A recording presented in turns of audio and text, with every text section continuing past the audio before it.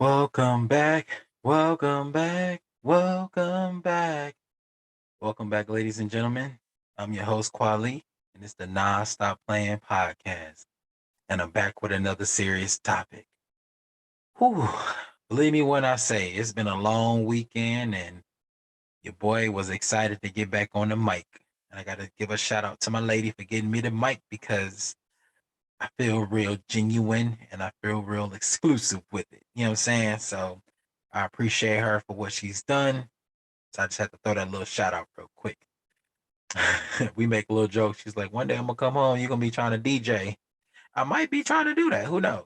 So I just had to throw that little disclaimer out there for the missus because she support and that's really big, man. Support is huge, when you're trying to do all of these things and be a man in society and provide and protect and have all of the Swiss Army knife when it comes to being a great partner because we held to that standard regardless of what's said and done. You gotta perform, my boy, and that's just what it is. But again, welcome back to the podcast. It's episode 8. I've been flying through these episodes like candy, giving them like candy on Halloween because I'm serious about these topics and my mind is always going as I alluded to before. So again, I think you're really gonna like this one, especially all the people out there that's looking for a way out, that plantation mentality, that plantation mindset, you know what I'm saying? So again, welcome back and let's get into the topic. Well, actually, let's get into the recap. Okay. The last episode, of course, Father's Day and Juneteenth was this last weekend. So, I talked a lot about, my, my experience with being a father, especially with the fact that, I'm not with my son, my oldest son's mother, and I didn't really get into detail about that.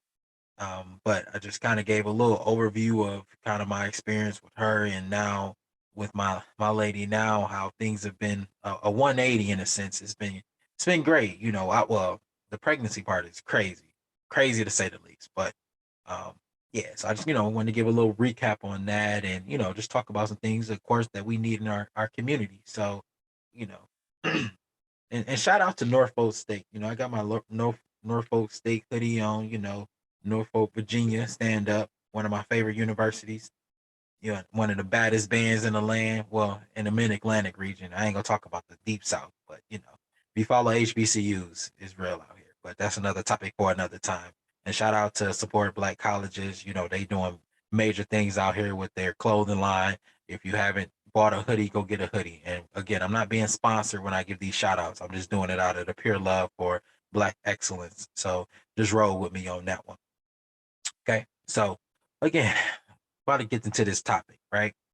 So, I was doing some thinking. I've done a few episodes on, tapping into the community when it comes to financial literacy, group economics, and just the on slew of things related to that. And I've talked about some personal stuff when it comes to being a parent, mental health. So, I've been touching on major topics for real, but I really wanted to talk about something I think is super crucial to our community because, we're the most innovative people there is. We talk about the inventions that are in the world today. These inventions have been created by us, us melanated people. So, with that being said, I think that the fact that, we've been disenfranchised for so long, we're talking 400 plus years of, being disenfranchised, ostracized, red line, gerrymandered, just an onslaught of terms to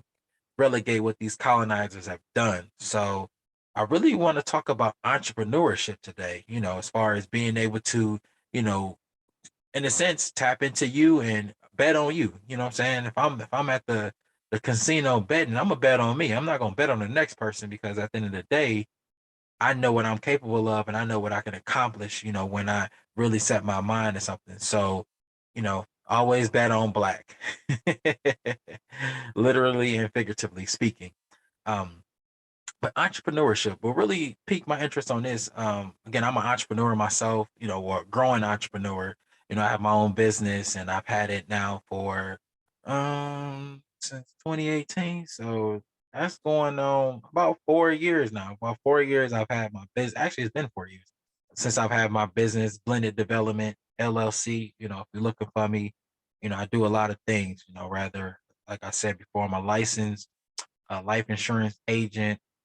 Getting my securities license to be able to do investments for people. I talk about financial literacy consulting. So, learning more about credit, rather that's personal. And me right now with even building my business credit, I'm learning so much about that. So I give people free game all the time because I'm like, at the end of the day, the game is to be told, not to be sold. Now, if you want to pay me, I'm cool with that because at the end of the day, your boy ain't gonna stop that. I ain't gonna say no to no money. Even though all money ain't good money, I ain't gonna say no to that bread because I got a family to feed, and the fact that I have prudent information that can help somebody go a long way depending on what they're looking to do. I'm all for sharing that information, and compensation is appreciated. Just so you know. But I want to talk about entrepreneurship, and one of the phrases that comes from my favorite movie in the world. I have two favorite movies, right? Baby Boy and The Wood. Those are two of my favorite movies, right? And of course, in Baby Boy, what does Jody say to Peanut? He said, "Hey, bruh, you a buyer or a seller, or a seller or a buyer?" He said one in that sense, right? When they sitting outside the car wash or whatnot, because he has an epiphany. He's like, at the end of the day, we talk about commerce, transactions.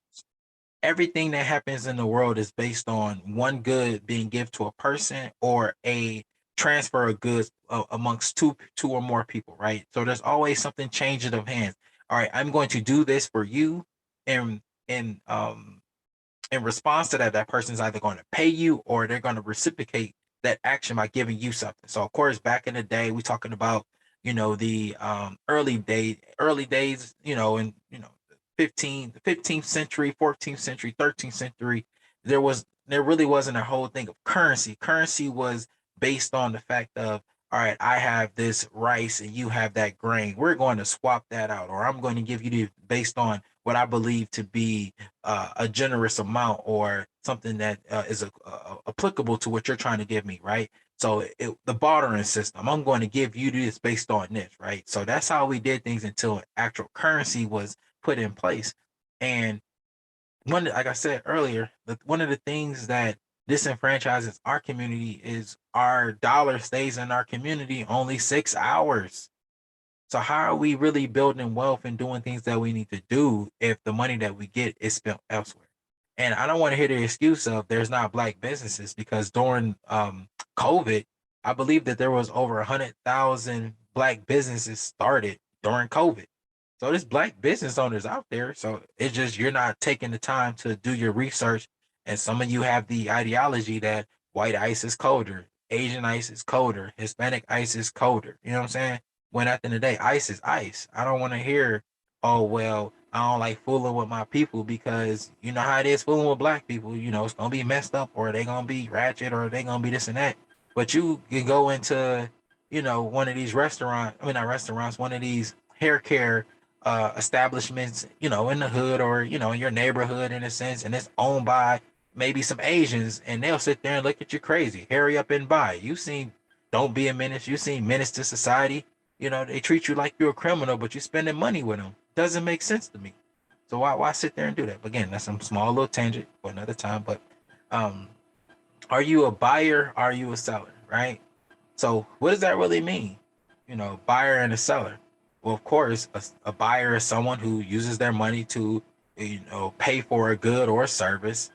A seller is someone who gets paid for providing a good or a service, right? So we really have to sit back and think, like, what does this really mean when we're talking about building ourselves in entrepreneurship? How do you really get into entrepreneurship? Because again, we've all been brainwashed in a sense, or conditioned to believe that you have to work, you have to build someone else's dream in order for you to make way in life, when that is false to a T. Because again, we as a people, we live by the barter system. A good for a good, an act for an act, a service for a service. We've always lived by that. But when capitalism came into play, it's like, all right, yeah, we're gonna build wealth, but we're gonna build wealth for those who think outside the box, those who want to be entrepreneurs and build their own business and have employees. Now, don't get me wrong, ain't nothing wrong with being an employee, but at the same time, if you like being told what to, how to, when to, where to, and who to, you you will be okay with that. But me, I've gotten to a point where I'm like, I can't walk down that line anymore because that line is not conducive to what I want to do as a person and how I want to live my life. You know what I'm saying? And I'm getting out of that matrix in a sense when it comes to how we've been conditioned as a people to conduct ourselves when it comes to, maneuvering through commerce, an exchange of goods, or of this, that, and the third. So I really want to talk about that today. How do we really get involved with being entrepreneurs, and how do we set ourselves up so that we can get into that market and, in a sense, flourish? Now, don't get me wrong, my business is still growing. It's still, still learning how to do it. But my thing is, a lot of people, they don't even know how to get started with trying to start their own business or become an entrepreneur, right? So I'm just going to give you a little laundry list of things to consider when it comes to becoming an entrepreneur, right? So let's think about habits. Like, what are some things that you like to do? Like, you can be a, retail, therapy, people that like to buy things all the time. That's a buyer in a sense, right? You can become a retail a therapist, right? Where you give people that option to come buy from you, right? That's just an example to throw it out, right? Because I really want to talk about habits. We have to change our mindset when it comes to being that buyer and that seller. Like I said, there's nothing wrong with consuming, but when you're consuming and not having the revenue or the setting things up for yourself in the future, you're setting yourself back. And that's because we have this consumer mindset, because that's how we've been conditioned. Materialistic ism, if that's even a word, that is too prevalent in our community, specifically the Black community, because we so quick to want to go buy something. Oh man, them bread 11s just dropped. Them 6 rings just dropped. Those Space Jam dunks, whatever. I don't wear Jordans for real, so I don't really know none of the names. I can care less, because at the end of the day, that doesn't define me as a person.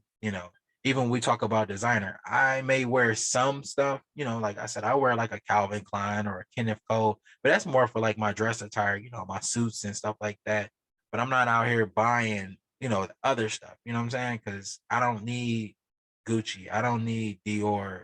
Now I wear the fragrances, they be smelling good. Don't get me wrong. But when we talk about clothes, it's like that cologne that I may get, it's gonna last me a while. Whereas these clothes, some people buy clothes just to wear them once or twice to go to the club. Like, it doesn't make sense.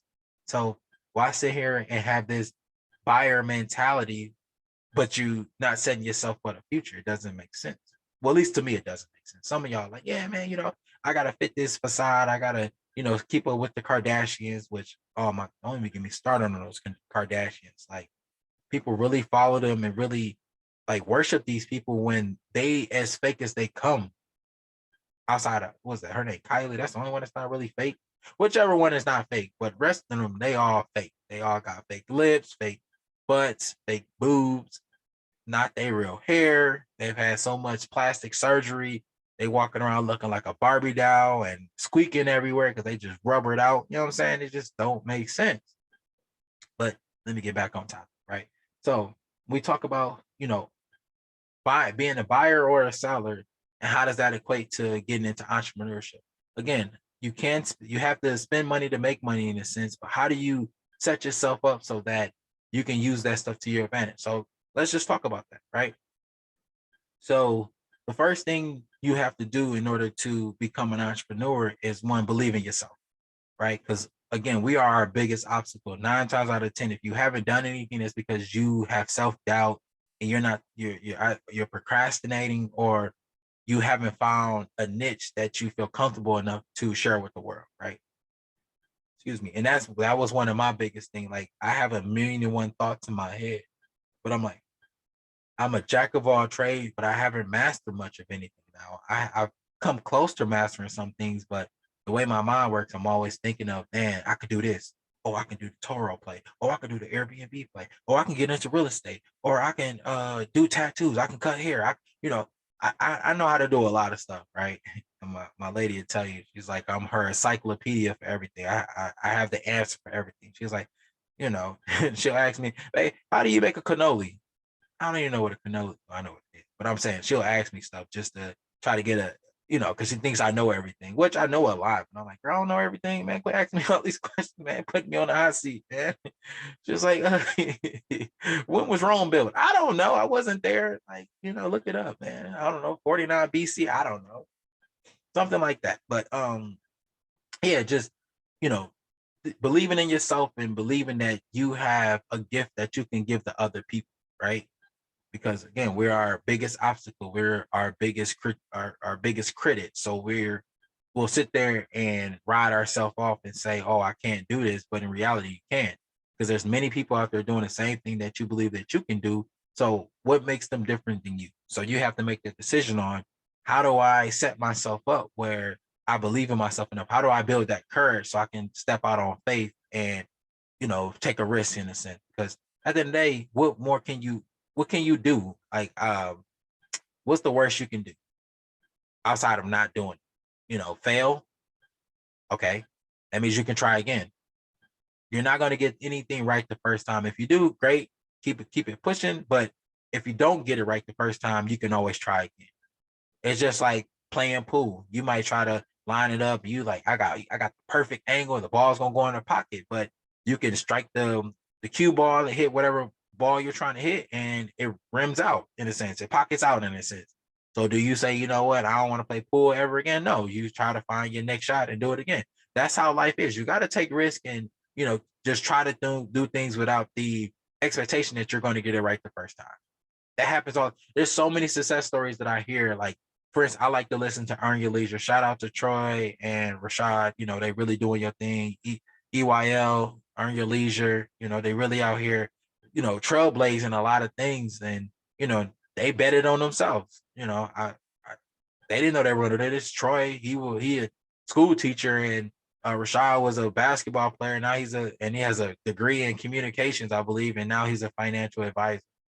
You know what I'm saying? So there's no blueprint to this. You just gotta go out on faith and do, tap into something that you enjoy, that you can wake up and do every day and not worry about getting paid, because the money's going to come. You just have to set yourself up where you believe in yourself to do it and have that consistency. Even if you're not determined to do it, or you lose the willpower to do it, if you stay consistent, it'll come back, man. It's like 4 seasons now. We don't get that in Arizona. We get 1 season. We get 2 seasons, hot and hotter. That's it. But when we talk about, in your season, like y'all people that go to church, in this season, in that season, things are seasonal. So you might not be feeling something 1 minute, and then you on point for a couple of weeks, couple of months, and then you fall off. It happens. We're human. But the biggest thing is believing in yourself, and then finding that niche that you believe that you can, tap into, because that's a passion of yours, right?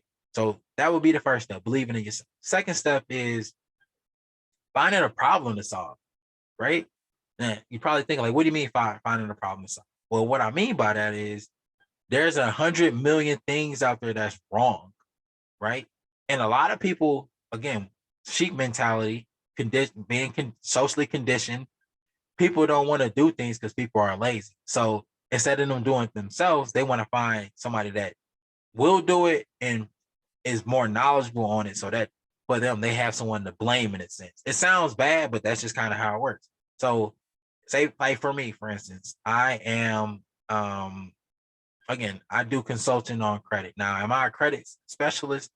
In a sense, but no. And the reason why, I know I've worked for a few companies who specialize in credit restoration, things of that nature, right?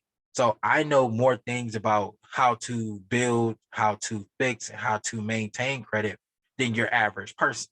So again, I'll talk to people like, and that's become a passion of mine, because I know that that's how the government and how these higher officials control the masses, is by keeping you in debt, so that when you want to do something, you can't do it, because the one thing that you need to establish, no one knows anything about. Why do you think that they don't put this one? Well, it's in books. Don't get me wrong. I got 4 or 5 books on my desk right now. that I'm looking at that are credit related, right?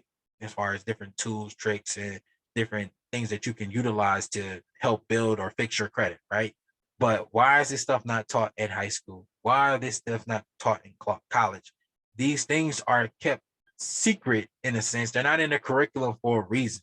Because again, we talk about capitalism, we need people to work. So if you don't know certain things and you're taught a minimum amount of what it is, and you got to keep progressing and progressing and progressing in a sense, degree after degree, certificate after certificate after certificate, those things are in place for a reason. And a lot of this stuff that they tell you need to do, you don't even need, honestly. Like half the books you read, if you have a bachelor's degree, I'll say 80% of the books you read, you didn't even need. Especially and 90% of those chapters you really didn't need. There was key inserts in the text that you need for you to be knowledgeable, right? And the rest came from trial and error and repetition. Like they say, 10,000 reps makes you a professional. So if you haven't done something 10,000 times, you're not a professional. So that means you got to get out there and get some repetition, right? So I kid you not. If you can find a problem to solve that you are passionate about, it's gonna come. And then you just take that and you build it. You build it the best way you can, right? So, say for instance, people are. I'll give you something simple. People, people are gonna have cars, right? They're gonna need their tires changed because they're gonna wear down. They're gonna get nails in their tires. They're gonna, as far as flats, they're gonna have to get that fixed. You can start a tire shop. Sounds pretty simple, right? You find some vendors in the area who have tires. You get them at wholesale price, meaning that it's under market value, and then someone comes and buy it. You sell it at retail price. Again, it's business one-on-one. So the tires are normally $100. You get them at wholesale for $75. You sell them for $125 a piece. That's your profit. I'm gonna let you do the math on it. That's simple math, right? So you found the problem solvers. Who's gonna go out here, find a vendor, try to get the stuff for wholesale price, and then put it on their car? Because then they got to get the materials to take the tire off the car. You know what I'm saying? The tire iron to take the tire off the car. They get the jack to lift the car up. Then they got to take it and put it on the machine to take the tire off, the old tire. Then you got to put the new tire on. You got to wax it up, make sure it slide on there and it's fitting right. You know what I'm saying? Then after that, you have to balance the tire. Make sure that it's not going to be wobbling and wibbling and doing all this other stuff, right? So there's a lot of steps when it comes to perfecting that craft, but a lot of people don't want to do it. So if that's something that you're passionate about or something that you believe that you can do and build yourself up so you become an expert at it, that you're doing it, it becomes clockwork. Now you set yourself up to become you solve the problem, right? So again, you believed in yourself, you found a problem to solve, and now you're doing it. So that's the next step. Then after that, once you found that problem to solve and you become an expert in it, and again, that could be trial and error as far as trying it a whole bunch of times, or if you want to go get a certificate, or if you want to go to YouTube University. YouTube University is probably one of the best free universities you can ever attend. And the nice part about it is you can attend class at any 24/7. All you need is your laptop, your tablet, or your telephone. Or if you want to be jazzy with it, you can connect your phone to your television because you got the casting option. If you want to cast to your TV, you can sit there with your bowl of popcorn with your pad and paper, and you write down what you need to write down. Take your notes, and then you go do it. Right. So that's number three. Number three is implementation. Right. So believing in yourself, finding a problem to solve, implementation. Right. So you got to get some implementation in it. But also with implementation, you got to find a way to learn how to brand yourself. You got to learn how to brand yourself and how to network. You got to get out here and talk to people. That's one thing that we've become less accustomed to, is having conversations with people, because one, everything is on the phone, everything is on technology, everything is on social media. You don't have to talk to people because you don't need to, because you have a device in front of you that allows you to do that. But if you want to be an entrepreneur, you have to be able to learn how to talk to people, how to have conversations, how to the elevator speech in a sense, how to have a silver tongue, as they say, be not a shyster, but learning how to be clever, how to be witty, how to be funny, you know, in terms of, drawing in that crowd so that one, you build some rapport, two, you make them comfortable, and three, you make them want you sell them an experience. Sell them an experience, right? So that's step, 4-1 and 4-2, branding and networking. That's one of the things for me that's become not really it. Well, not necessarily a challenge, but it's been an obstacle in a sense because I'm great with talking with people. I can talk all day. I can talk to anybody about any topic because that's just who I am. But the thing about when we talk about, branding and networking in the sense of social media, I'm not really on social media. Not really on social media because I've avoided social media for so long because I felt like it was a distraction, which it is, because you can get on TikTok and you scrolling through these videos and next 3 hours don't pass. You're like, dang, where the day don't win? I've been sitting here giggling and laughing about watching 1,000 people do the same dance. The same dance. That's another topic, dude. We need to talk about how people get so distracted and mesmerized by something that is so simple and basic. Matrix is real, people. The Matrix is real. Believe me when I say it is real.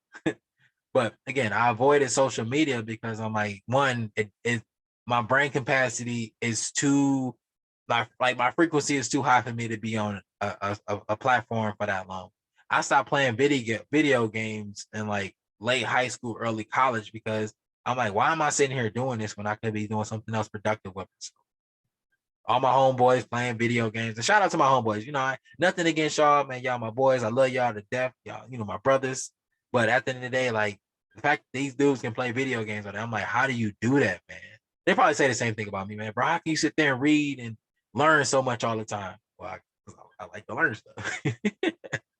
But at the end of the day, for me, if I feel like it's something if it's not helping me, it's hindering. And that's like a motto that I live by. If it's not helping me, it's hindering. So if you are a hindrance to me, whether you're a person, whether you're an object, I'm going to avoid you at all costs or not be bothered with you. Now, if you're helping me, we locked in and I'm ready to go. So that's just what it is. So again, believe in yourself, find a problem to solve, implementation, and then you need to learn how to network and brand yourself, right? And then honestly, the last step after that is repeat. Just keep repeating and being consistent, persistent, consistent, and repeat. You keep that up, and it's up from there. It's up from there. Oh, and I forgot to mention, find you a mentor. Find you a mentor in that industry that you are looking to learn more about. Because again, no one who is great did not have a mentor or some type of something to help them. Now, some people don't got it out the mud. Don't get me wrong, right? But a lot of people that got out the mud, after they got out the mud, they did find a mentor at some point because again, they didn't know everything, but that mentor helped them in some capacity. And that's like a key to it. Mentorship is huge. And I'm not saying you got to have one mentor. You can have 100 mentors. A mentor for everything. You can have a mentor for brushing your teeth. You have a mentor for washing your face. You can have a mentor for taking a shower. I'm just naming weird stuff right now, right? But I'm just saying it's that simple. Like if you are trying to tap into yourself and you're trying to build on yourself, why try to do it the hard way when you can find someone who like basically trying to reinvent the wheel? If someone is going to give you the wheel and say, hey, you can take this wheel and use it to get to where you need to be, why not do that? Now, getting out the mud, I get it. You got a backstory, a testimonial, like, oh yeah, man, I got out of the mud, da da da da da. That's nice, that's cute. But at the end of the day, it took you 20 years to do this when you could have did it in 4. Find you a mentor. And find a good mentor, not someone who's going to, in a sense, use you, because you got mentors out here that they claim to be mentors, but they low-key trash. Because they don't do the little things, you know what I'm saying? They just want to serve and have that notoriety, have that clout of, oh yeah, I got a mentee. No, if you're a mentor, act on it. Be a real mentor. Show them the game. And don't make this a hazing thing where I went through all these struggles, so I'm gonna make you go through them too. We got to stop that, people. That's again, it's not helping our community, it's hindering our community. We gotta step in and do it the right way. We're a collective community. We work together. That's like our connective tissue. That's how we were able to thrive for so long and make it through all of these, unfortunate circumstances. Slavery. We made it through slavery because we were collective. Listen to me when I say we work together. That's our biggest thing. And everyone else they've been duplicating what we've been doing and been succeeding. So that should tell you something. We started it, we stopped it, and other people are implementing it now and they're striving. Why not go back to what we know best? Because we want to be the one, we want to have the best car and the best house on the block because our family members don't want to get along no more because everybody got a beef with each other over dumb stuff. You know what I'm saying? What happened to that collective nature that we consumed as a community?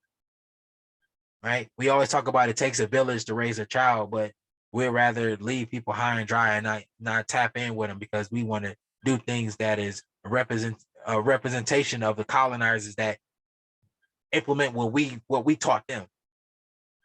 We brought them in, we taught them, they stole it from us. Well, they enslaved us and took what we taught them and used that to build their empire. Why are we not taking what we know back? Why are we not utilize the sense and the not objectives, excuse me, using the implementations that we've always implemented since day one? Why are we not taking that back and using it to our advantage so we can get back on top, be top dog? Why? I don't understand.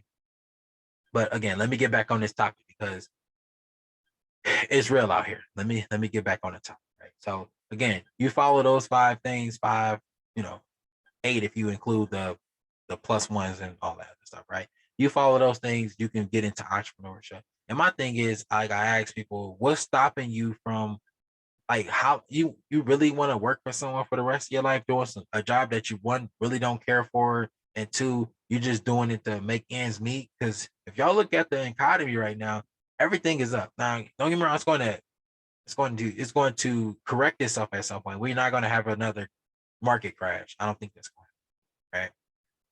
But at the same time, ain't y'all tired of being expendable? Because that's all you are. You are expendable at your job. Because what's going to happen is they fire you. They bringing somebody in a week later to do what you were doing. And they don't even give you a 2-week notice. They just say, hey, today your last day. We're going to need you to dip out. Pack your box up and we're going to need you to leave, right? And that's why I'm promoting this. I don't care if people say that it's unprofessional or not. No more 2-week notices. No more. If you're ready to go, dip up out of there. Give them the same treatment they're going to give you. Oh, 2 wrongs don't make a right. Yeah, but they make a left. And that's just the energy I'm bringing. I low key ain't working for nobody anymore, for real.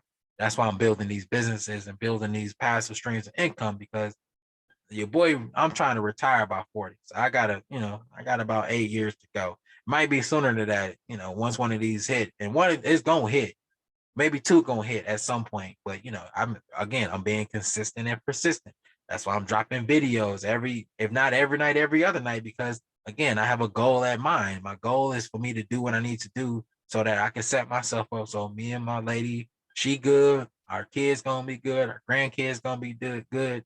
And that's just what it is. And honestly, if you talk, let's get into it. Generational wealth. Like, a lot of entrepreneurs, they have their mindset on that. They don't want to work for anybody, but 2, they're setting their things up so their family, their lineage has something to fall back on. Because again, we haven't had that as a community.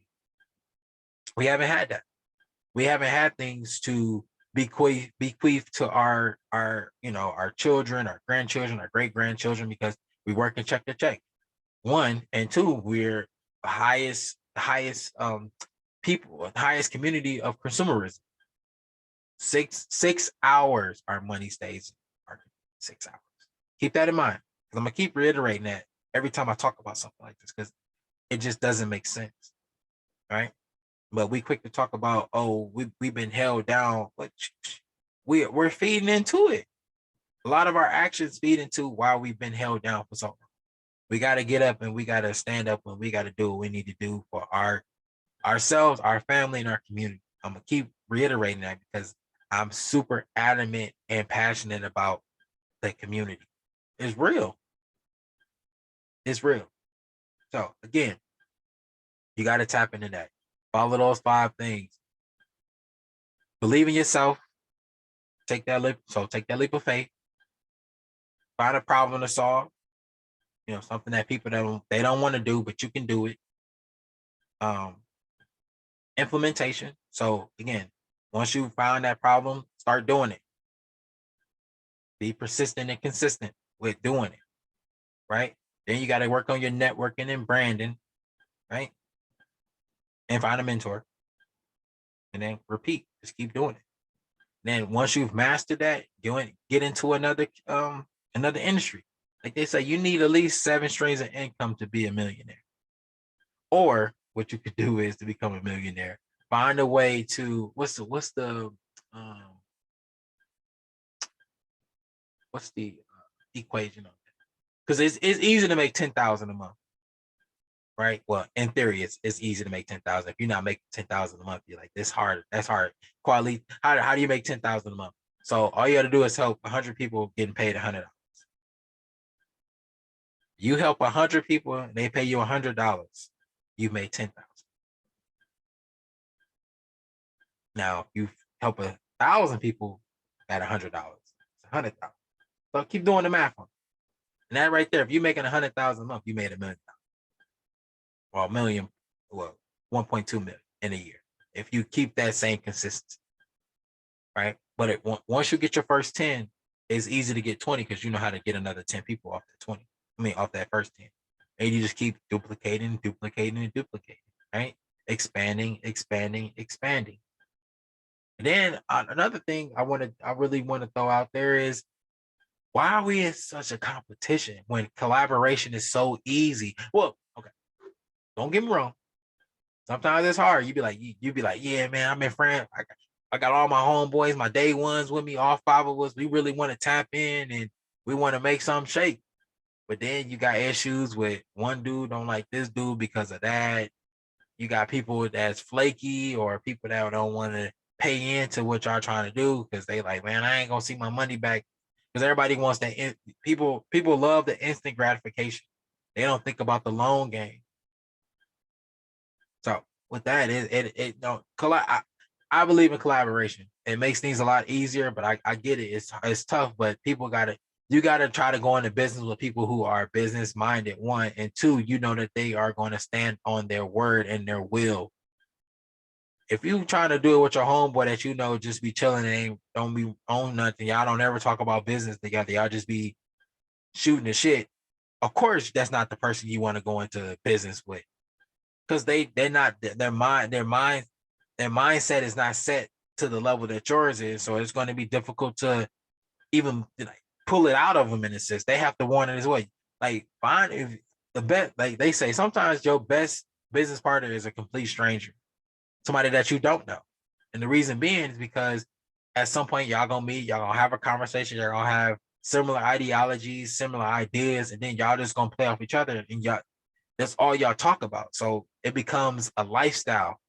Again, it's a mindset and it becomes a lifestyle. So y'all just doing that and moving and grooving. Now your homeboy that you've been friends with since the 1st grade, and y'all 25 now, yeah, y'all been knowing each other for 20 years, but y'all might not be on the same frequency. Just because y'all cool don't mean y'all need to be in business together. But I say all that to say, collaboration is the best way for you to build any kind of wealth, because 2 heads are better than 1, 3 heads are better than 1, and y'all can divvy up the startup money, because you need capital, people. I can't stress that. People like, oh yeah, you can do this with no money. Anything you need to do in life, you got to have some type of money. I don't care if it's $5. I don't care if it's $10. I don't care if it's $20. You need some type of money. You can't just say, I'm going to get into this industry without no money. It don't work like that. The only thing that even with this podcast, you got to spend some type of money, because at some point, if you really want to set your podcast up right, you're going to want to invest in material or instruments that are going to highlight what's going on. Like my lady bought me this mic. I know this, and this is a nice mic. It got the little, the keypad on the side. I can make sound effects. I can play with the nozzles and stuff. Turn this up, turn that down. This thing ain't cheap. I know it ain't cheap. She ain't gonna tell me the price on it, but I know it ain't cheap. But I say all that to say, when we talk about what we're doing, in a sense, you gotta scare money don't make money. You gotta spend some type of money. You gotta have some type of capital, right? And if somebody out here telling you that you don't need to be listening to that person, because they've already shown you that they're untrustworthy if they're gonna sit here and lie to you about something. And that's another thing I really hate about social media, is that you got a lot of people out here doing and saying things that are fraudulent, man. They just doing things to they bring you, they hook and reel you, right? They sit here and tell you, all right, this is what you need to do to be successful.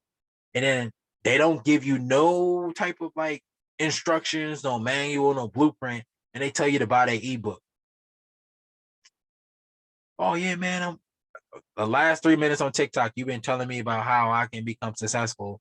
And then you refer me to your link tree to get your ebook, or go to your YouTube, and all you do is talk about the same stuff. You ain't talking about anything of substance.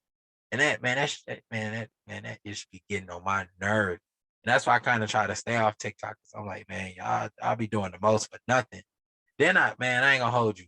Some of these gurus out here that really be, they got a nice little following. They be kind of fraudulent too. I remember I had a situation where I tapped in with this person. I'm not gonna say their name for the sake of, I'm not gonna badmouth them or whatnot. But you gonna tell me that if you want me to pay for your services to, um, basically, I'm trying to build a service, trying to get some mentorship. You telling me I got to pay you 10 grand, but a discount on that is 5 grand. You get this if you double dip, it's 5 grand. But if you want one individually, it's 10 grand, and I can put you on a payment plan. If I'm paying 10 grand, I better be this better be an outstanding service. And anybody that's paying for that, I want to see some testimony, not just, oh, this person, I helped them do this, I helped them do. I want to see that their business is making $1 million a year based on you telling me to pay you 10 grand for your service. So watch out for those people that want to sell you ebooks all day and give you partial information. Again, it's not about competition, it's about collaboration. If they really want you to succeed, they wouldn't have these outlandish prices. I just don't get it. Especially if they're gonna have it with you. Now, don't get me wrong, this is not everybody. There's some people out here that's legit. I'm just not paying you 10,000. I'd rather figure it out or find somebody else. You know what I'm saying? Not saying that I'm cheap, but I don't think that it's worth that much. Especially if I was in that position, I don't believe I would do that. I would do something that's reasonable. Now, don't get me wrong, they're going to become the competition if they're trying to get into the same industry. But again, if there wasn't a McDonald's, there wouldn't be a Burger King. If there wasn't a Burger King, there wouldn't be a Wendy's. If there wasn't a Wendy's, there wouldn't be a Jack in the Box. If there wasn't a Jack in the Box, it wouldn't be a Whataburger. If there wasn't a Whataburger, wouldn't be an In and Out, and so forth and so forth and so forth. You're always going to have competition, but you can still have integrity. I said what I said. A lot of these people just be trying to get over, and they scammers, low key scammers. So I said that little rant just because that be peeing me off. You know what I'm saying? But back to the topic. And last but not least, when you become an entrepreneur, again, you got to work on your habits, your spending habits. Sometimes you got to make some sacrifices. So you can't be out here spending, doing all this weird and crazy stuff, going out drinking, eating out all the time. Sometimes you gotta save your money. Excuse me.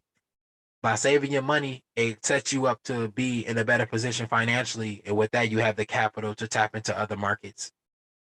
Just because you make money means you spend more money, especially on stupid stuff. And it be killing me when I be seeing these people out here that be really like designered out. And I'm like, you really made money just to spend money on something that has no value? Now, don't get me wrong, a lot of these people don't have children. So they don't understand the essence of, okay, I'm doing this for anyone else but myself. But again, people like to put on this front that they are really doing it. So they say the clothes that they wear mean they're doing it, but they're really not. They're really not. And I don't believe I'll ever be that person where once I start making big money, I'm gonna be out here. buying all it. Now I'm gonna buy me a nice car. Don't get me wrong. I'm gonna get me a nice little sport car, but because I'm NASCAR out here, anybody that know me know when I be out here ripping and running, they like, man, you. And plus, I travel a lot. And I love to drive, so I'm gonna have me a nice car. That's a no ifs ands or buts. But I have on me some Walmart jeans and a H&M shirt out here looking like Ashton Kutcher. I ain't got a front for nobody because at the end of the day, I know me, and I don't need all that stuff. You ain't gonna see me out here wearing Jordans and doing all. Because for me, it don't that doesn't equate to wealth. That doesn't equate to being wealthy. It doesn't equate to that. For me, it's just another reason for people to think that they reached the upper echelon, but they haven't. So when I look at people who, wear these things as if it's a status thing, I'm like, yeah, you probably broke for real. Said what I said. But as I, wrap up this episode, I just want people to know that at the end of the day, you can do it. I believe in you, and it's achievable. You just got to change your mindset, tap in, and really, be ready to go at it. You got to be a dog out here. You got to be a dog out here. You got to do what you need to do so that you can set yourself up for those pleasures. Because I'm telling you, you work hard for 6 months, you can change your life. You really can. You just got to stay dedicated, consistent, and persistent, and the rest is gonna do itself. But you really got to tap in, and you can make false steps because that's going to happen. But learn from your mistakes. Get you a mentor, and do what you got to do. And one of the highlights to being an entrepreneur is business credit. And I'm not gonna talk about that on this episode because man, that's a whole episode in itself. How amazing business credit is. So we'll talk about that at a later date. And maybe I'll get a guest person to come on and kind of talk about their journey with business credit because like I know what I'm doing with my business credit right now. I'm still building it, still getting it right, because again, it's trial and error. Um, and maybe I'll get somebody in here that can talk more in depth about their journey and what things they use. Like I know different techniques and stuff like that, but we'll see. Maybe I get y'all some treats because I'm really I'm I'm trying to come with this information. I'm trying to build up the community, and I think it's important. So with that being said, this was episode 8. We're talking about, are you a buyer or a seller?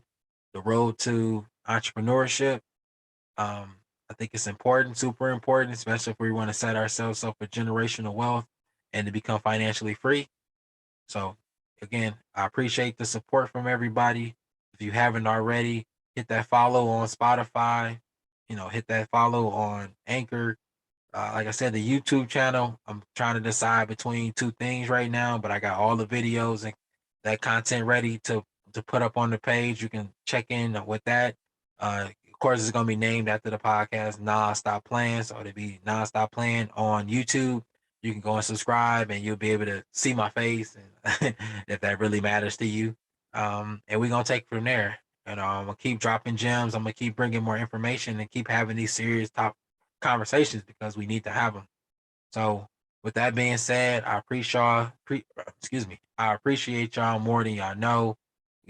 I appreciate the love, the support, and everything because again, we don't always get this in our community. So the fact that I'm seeing as much as I'm seeing, I'm grateful for it. I'm always gonna give gratitude and give my flowers when before you get too late.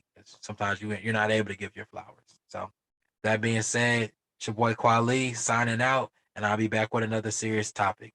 Appreciate y'all.